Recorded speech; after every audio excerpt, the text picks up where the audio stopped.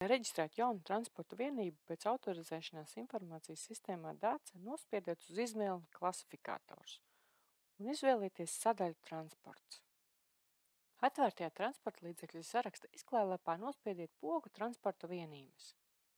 Tiek atvērts transporta vienības saraksts. Lai reģistrētu jaunu transporta vienību, jums ir jābūt reģistrētam transporta līdzeklim un piekabei transporta līdzekļu sarakstā. Transporta vienības reģistrēšanai nospiediet pogu pievienot jaunu transporta vienību. Tiek atvērta jaunas transporta vienības reģistrācijas izklēlapa. Ievadiet transporta vienības kodu.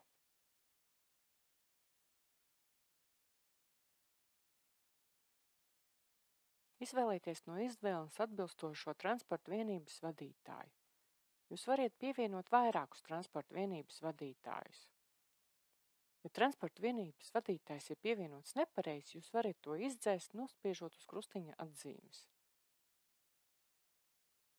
Izvēlieties no izvēles reģistrēto transporta līdzekli. Izvēlieties no izvēles atbilstošo piekabes numuru, kura tiks pievienot transporta līdzeklim. Izvēlieties atbilstošo pārvadātāju organizāciju.